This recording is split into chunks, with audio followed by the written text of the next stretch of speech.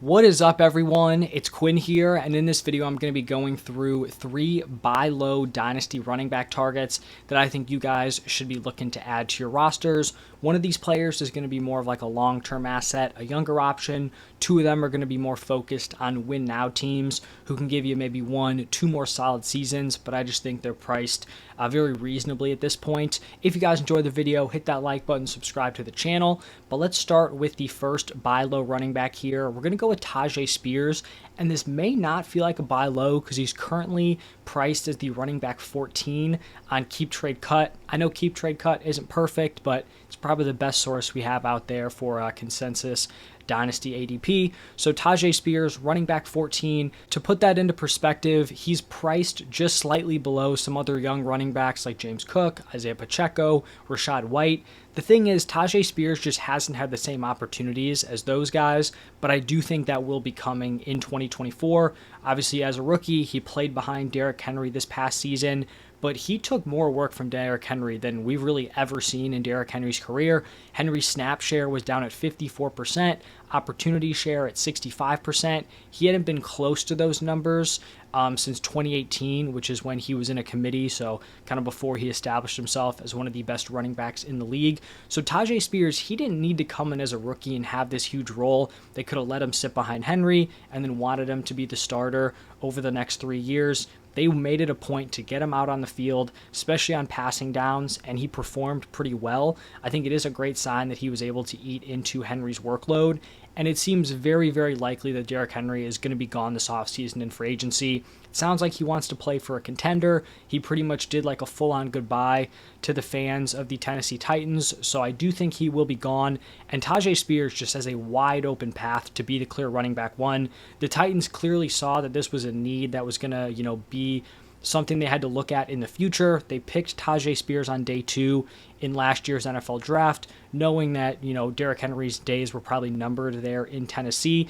And so if Tyjae Spears, they picked him for that purpose, he played well in his opportunities, I think it's fair to assume that he is going to have the clear inside shot to be their running back 1 heading into next season. And I think he's plenty talented enough to capitalize on that. Even with playing behind Henry, he had the 9th most targets at the running back position. He had 10 opportunities per game while being the running back 2. He's not the biggest dude, so I don't think he's going to come in and take over the Derrick Henry workload, but with his receiving usage, you get him 5 more opportunities per game, 15 opportunities with 5-6 targets. That is a very, very strong workload that we're looking at. And he had the 5th highest breakaway run rate despite playing behind one of the worst offensive lines in the NFL. He's only 22 years old, and as a player, I think he's shown more than guys like James Cook, Isaiah Pacheco, Rachaad White. These are all players who have had opportunities. Rachaad White was great for fantasy last year, but he was very inefficient. I don't know that they're going to stick with him long term.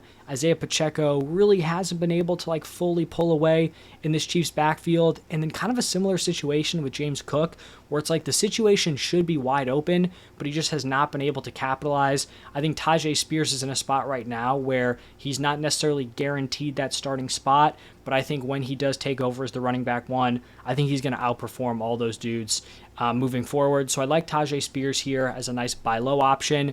And I think in less sharp leagues, you could probably get him for even cheaper than this. And with this next player, we're not going to be straying too far away from Tyjae Spears because it's going to be his likely former teammate, Derrick Henry, as the running back 31.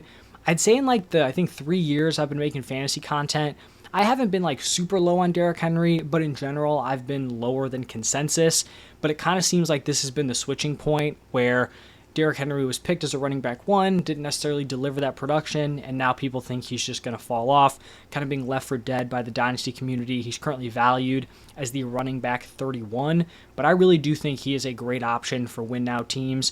Even in a down year where you had Tyjae Spears cutting into his workload, he was still the running back 16 in points per game, playing behind a bad offensive line, like I mentioned with Tyjae Spears.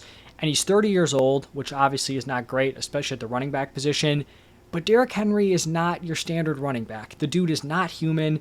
He has somehow managed to be wildly healthy throughout his career, despite consistently having massive workloads. He's missed more than 2 games only once in his career, so he's been super healthy despite also carrying a huge workload. Like I said, I do think he moves on from the Titans, And I just really like the potential landing spots that are out there for a guy like Derrick Henry, especially if he's willing to take a pay cut to go to a contender. I mean, these are the teams I looked up best odds to sign Derrick Henry.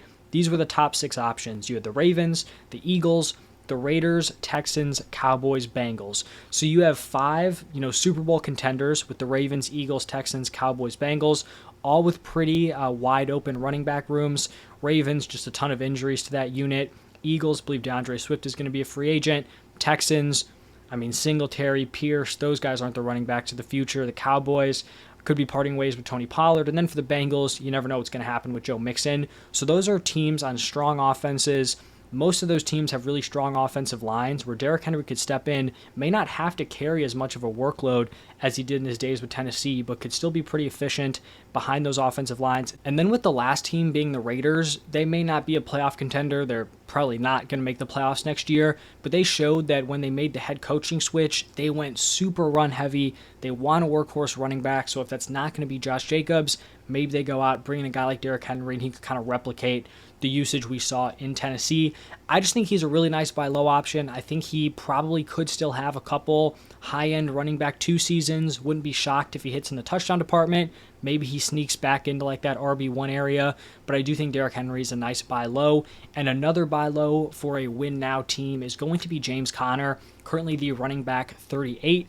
And I actually talked about James Conner as a dynasty buy low last offseason around the same time as this, and we're actually just going to be running it back this year. And my kind of pitch heading into the 2023 season for James Conner was that they fed him as a workhorse in the previous season. He was still under contract. The Cardinals were going to be bad, but they were in a spot where it's like, are you going to burn draft capital on the running back position? If you already have this guy under contract and you used him as a workhorse before, you might as well just kind of run that situation back. And that's pretty much what they did. Despite, some injury issues a little bit, James Conner was their workhorse. He was the running back 13 in fantasy PPR points per game, but it wasn't empty volume like we had seen in previous years, right? With the Cardinals, he had kind of been not the most efficient guy, relying on touchdowns. Last year, he really was one of the best running backs in the NFL. 13 games, rushed for 1,040 yards, 5 yards per carry on an offense that was not very good, 9 touchdowns. He was PFF's 4th highest ranked running back. He was 4th in rushing yards over expected per attempt, only behind Devon Achane, CMC, and Jalen Warren, so it's pretty strong company there. He is currently under contract with the Cardinals for next season. It is possible, though, that he ends up being a cap casualty. I would like to see him return to the Cardinals just because we've seen the usage. He's coming off the strong season, so once again, the argument would be that they would just kind of try to run it back with him. But even if he does get cut, I think a lot of those teams that I talked about for Derrick Henry could be interested because this is not a spot where we're hoping for empty volume anymore. He was a very, very strong player last season, and if he finds himself in another starting spot, I think he probably pays off here. And just to kind of put into perspective some of the other guys going around him, Conner and Eckler are pretty much valued back to back. It seems crazy, right? Because Eckler was viewed as like a high-end RB1 heading into last year, but I would definitely prefer James Conner as the dynasty asset. Believe they're pretty much the exact same age, and James Conner was just a way better guy last year. Eckler likely going to be parting ways with the Chargers. I think James Conner is a better opportunity to step into a clear RB1 role compared to Austin Eckler heading into next year. So I think he's a great target for contending teams. You have some other like young RB2s going in the same area. It's kind of just going to depend on where your team is at, on whether you'd prefer like, I think Jerome Ford is in there, Roshan Johnson, guys like that, where like, if you're trying to tank, James Conner's only going to hurt you, so maybe you'd prefer one of those younger options, but I do think you could get better, and I think he's going to be a nice option heading into next season. So that's going to wrap it up for my 3 buy low dynasty RBs, Tyjae Spears, Derrick Henry, and James Conner. Let me know how you guys are feeling about these players. Any fantasy questions, drop them down below. Thank you for stopping by, and I'll see you in the next one.